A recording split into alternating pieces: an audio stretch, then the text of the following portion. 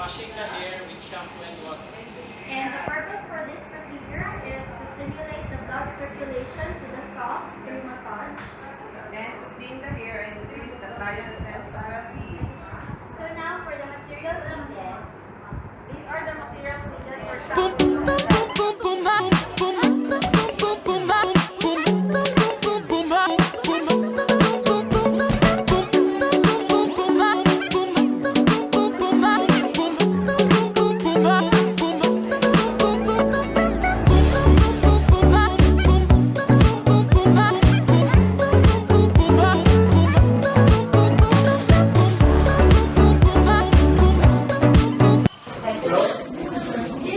Determine the positions order what is the shampoo to be given. So check the chart. Okay, and then determine the shampoo to be used. So this is the shampoo. Okay. Explain to the client or patient what are the procedures. Ang procedure. Shampoo and better okay, and then proceed to hand washing. Assuming hand washing is done, next is gather all the equipment inside or along the bedside. So since the equipment are all gathered, and then next is pin down or close the door to provide privacy. Okay, the door is closed and pin down all the curtains. And then position the bed to the working level. Since the bed is already positioned, okay, and then lock the weights of the bed to ensure the safetyness of the patient. And then lock the gloves.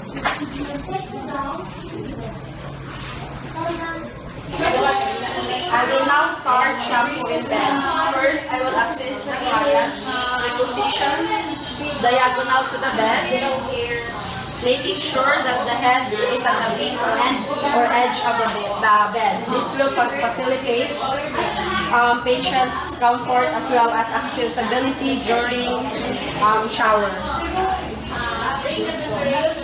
After that, I will assist the client to put the pillow under the patient's shoulder. This will promote comfort and facilitate in hair shampoo.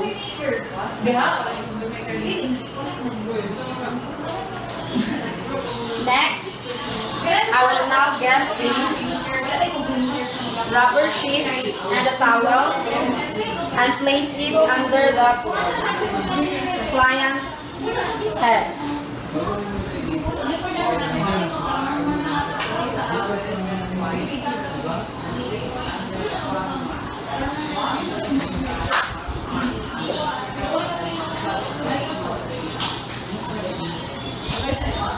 Then followed by the towel. This will collect hair after shampoo.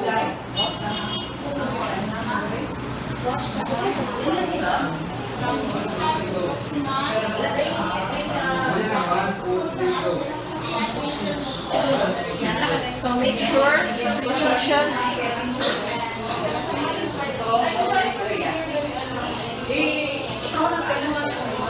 So this will also prevent and collect hair after shampoo.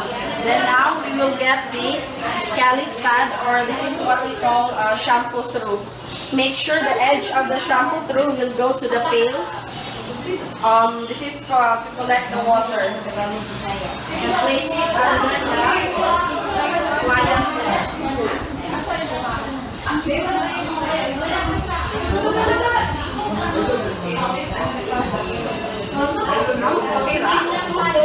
To make sure the client is comfortable, arrange the hair below. So now I already positioned the shampoo through under the head.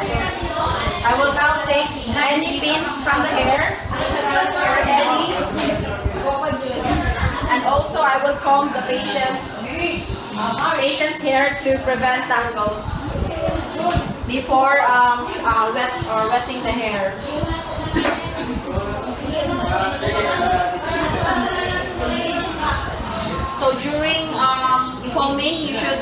first start from the bottom and up until the top. So now I'm done with combing the hair. I will get one towel that I will place under the patient's neck. This will allow prevent water to getting into the shoulder and have make the patient wet.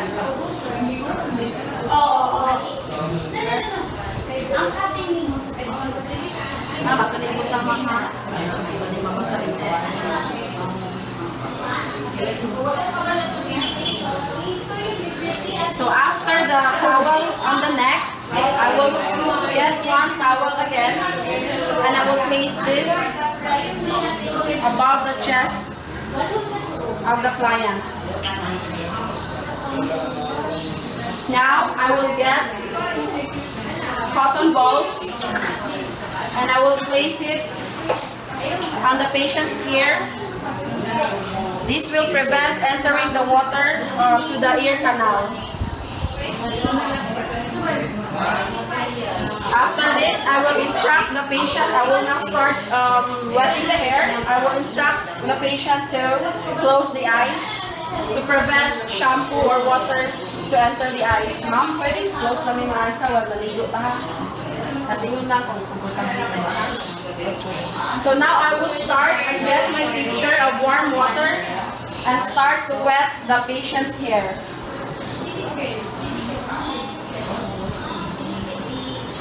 After wetting the hair, I will now get the shampoo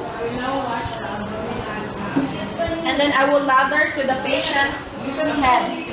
Starting, we have to place a lather on the hair from the front up until the back and have a massage. This will allow blood circulation from the scalp.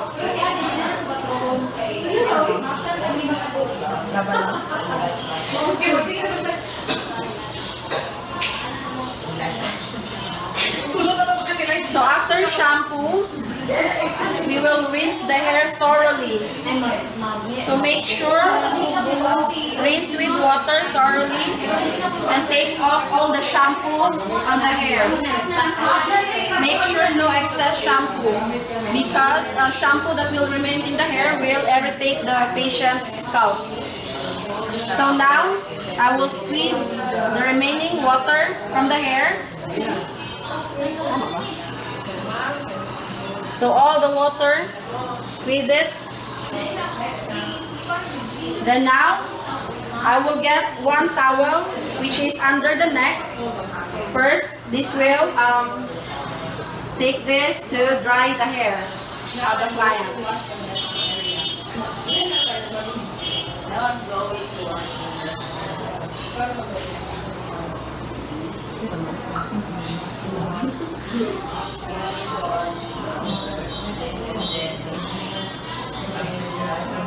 So taking all the excess water.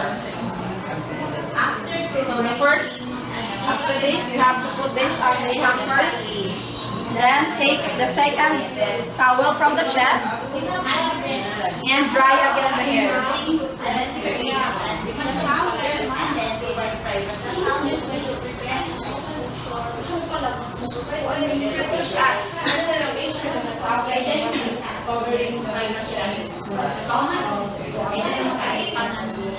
Now I'm done with drying the hair. Since the hair is already dry, I will fluff the hair.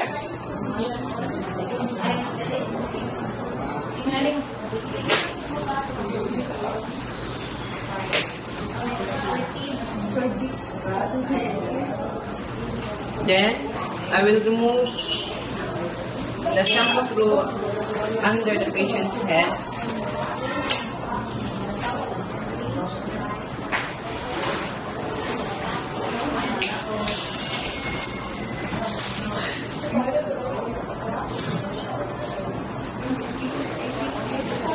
Then reposition the pillows under the patient's head.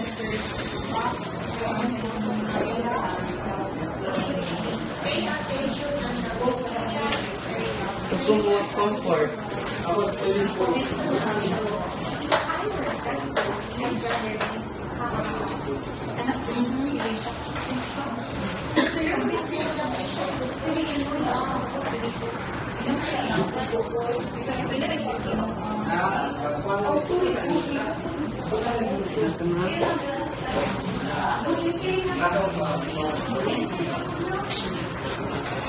Then comb the hair of the patient to promote neatness.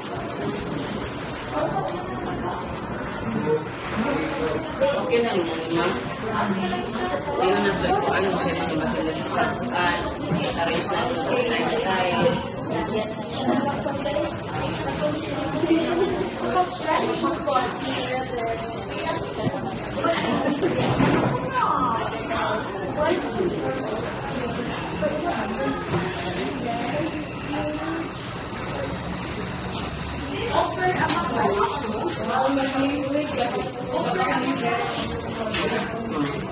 Yung ma'am. Dilig yun din eh. Okay. So now I'm going to remove the rubber sheet and the towel on our patient's head.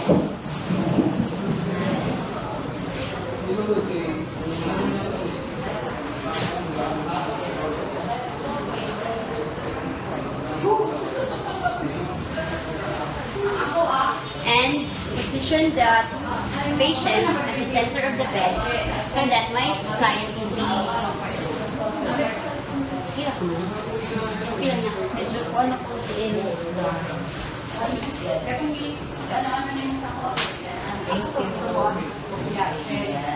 So it's now finished and I'm going to remove the equipment and materials and I will wash my hands to prevent the spread of microorganisms.